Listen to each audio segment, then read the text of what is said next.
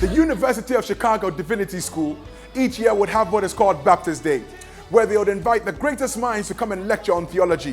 One year they invited Dr. Tillage, who lectured for over 2.5 hours. He quoted scholar after scholar. He referenced book after book in the attempt to prove that because there was no historical reference point on the resurrection of Christ, that Christ never resurrected. He then went on to say that the tradition of the church was groundless and it was just emotional mumbo jumbo because it was based on a relationship with a risen Christ who never rose.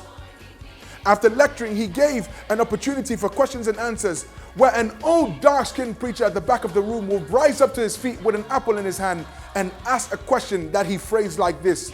He said, "Doctor, I have not read the books you've read. I can't quote the scriptures in original Greek like you can. But all I want to know is the apple I'm eating, is it bitter or is it sweet?"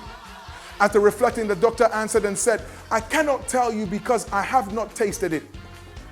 Happy and satisfied with the answer he received, the preacher asked the doctor, he said, "Have you in fact tasted Jesus?" The auditorium of over 1,000 plus rose up on their feet, clapped their hands and shouted because a lecture of over 2.5 hours that said Jesus is not real took one question to say just because you have not tasted him does not mean he's not real.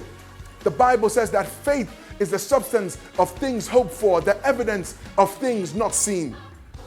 Just because you have not seen it does not mean it's not real. This week, may God so bless, empower, enrich, uplift, favor, and promote your life that it brings you into such an awesome, overwhelming testimony of Christ that the next time somebody says Jesus is not real, you can look them in the eye and say, "Have you in fact tasted him?" This is Joel D. Williams with your firm message.